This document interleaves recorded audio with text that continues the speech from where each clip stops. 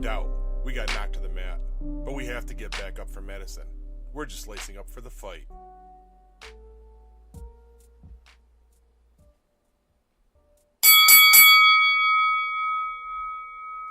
Thanks for tuning back in. I'm Paul Showens, and this is round 2 of the fight. We left off last episode with the introduction of our Hope Warrior, Madison, and the closest members of her team.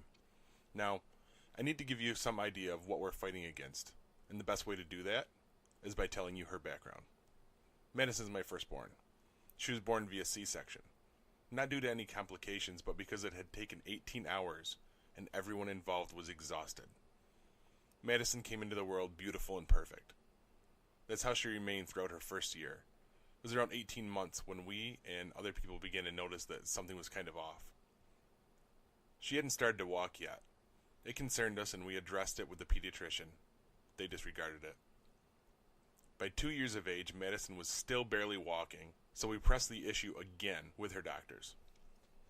This time they at least scheduled an evaluation with physical and occupational therapists.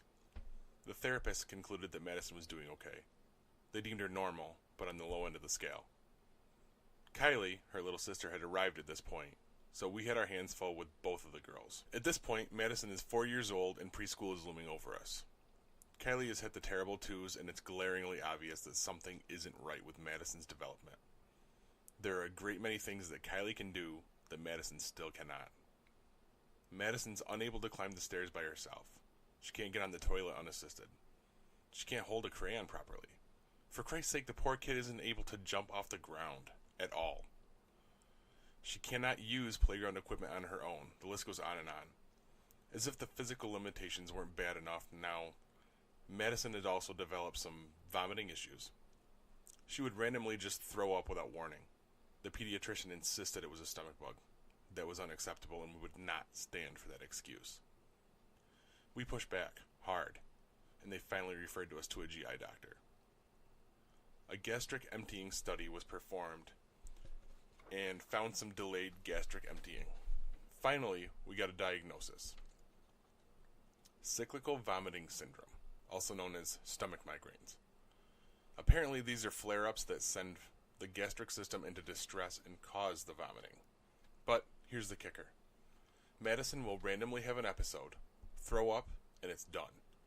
She feels fine and goes about her business. It's the weirdest thing ever. The poor kid has to sleep with a plastic throw-up bucket within arm's reach every night.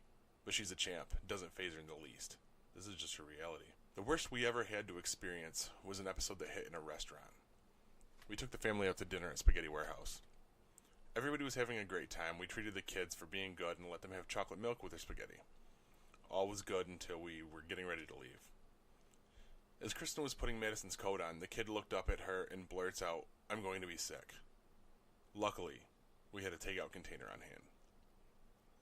The poor girl completely filled the container as she stood in the middle of a crowded dining room. All eyes on her. I could see the tears filling her eyes. Whether she understood it or not, the embarrassment burned inside of her, her mother, and me. And we were helpless to make her feel better.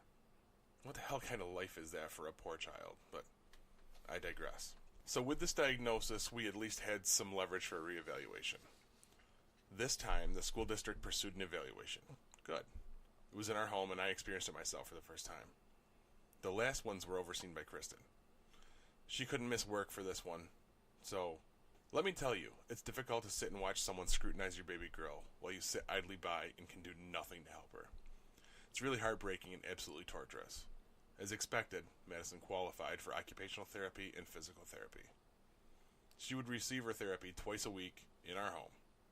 This is where we meet 2 more of our corner women. Both of these women have exceeded their roles as therapists and have become family to us. Madison wouldn't be where she is without these 2 angels, and I'm eternally grateful for them coming into our lives. First up, we have Carly. Carly's our physical therapist. She's a wonderful young woman who's cheerful and boisterous. She will keep the sessions light and enjoyable, but has no problem laying down the law when needed. She knows how to push Madison to exceed her abilities, all the while deflecting Kylie's distracting insanity. Next up was Melissa, our occupational therapist. Another godsend from Madison. Lissa, as the girls call her, is a ball of energy and fun. She handles all of our challenges with a smile and brings out the best in everyone around her. She's also the one who introduced us to Chocolate. Oh, you don't know Chocolate? Here, have a listen. Mama, she say roly poly, Papa, he say holy moly. Everybody want a chocolate. Choco. All the girls want candy. All the boys get ready. Everybody want a chocolate. Come on. Choco. Clap. Choco. Clap. Everybody say a chocolate. Here we go. Choco. Clap. Choco. Clap. Everybody say a chocolate. And imagine that on a loop. That was 6 months of our life. But I digress. The entire family adores these two women, and they've gone so far beyond therapists, they're family. Unfortunately, these two haven't been Madison's therapists since she started going to Elmcrest, but we still see them on a regular basis. It was very early on in the process when Carly recommended a neurological evaluation. This threw us way off, like a left hook out of nowhere. The thought of it left us reeling. We got the appointment lined up and went to see what they had to say. That's when we met Dr. Havernick. Havernick is a unique woman running her own practice from a tiny office in a business park tucked away in East Syracuse. Every visit to the office has been, let's say, an experience. Don't get me wrong, I don't dislike the woman. She has done her best for us, and she would go on to steer us into important directions for Madison, but you can usually count on the fact that each appointment's going to start late, usually around 20 minutes or so. Communication with the staff is a hurdle, to say the least, but more on that in future episodes. It was during that initial visit that she recommended an MRI. Her reasoning being the cyclical vomiting and the fact that we do not have a family history of migraines. How's that related? Let me explain. Migraines aren't just in your head. They can manifest abdominally as well. When this happens, it can cause the vomiting episodes. So Kristen got Madison into an open MRI appointment at an office right down the street from us. The machine is apparently quite imposing, but as is always the case, Madison was a champ. She followed directions perfectly and made it through the test easily. Now, just to wait for the results. Those results came back, and it wasn't the best news. They found abnormalities in Madison's brain. The MRI shows very decreased myelin in Madison's brain. Myelin is the white matter that covers nerve fibers. Its job is to insulate and aid in the proper function of the nervous system and increase the speed at which impulses are conducted. These kinds of abnormalities are typically associated with multiple sclerosis, but they don't seem to think that this is the case here. However, Dr. Havernick is quick to admit that she doesn't know anything about this and needs to study up on it. Just what a parent wants to hear from a specialist. So, she ordered more testing. A lot more tests.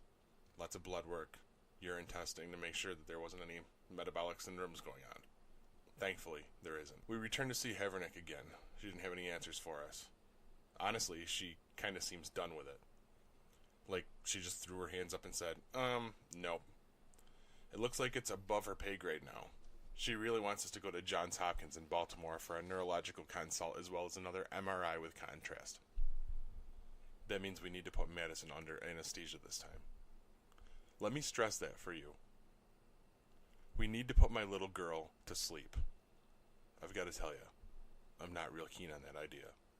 What is it like facing down the very real possibility of watching your child fade into unconsciousness with the potential that she may never wake up? Well, we'll cover that next time.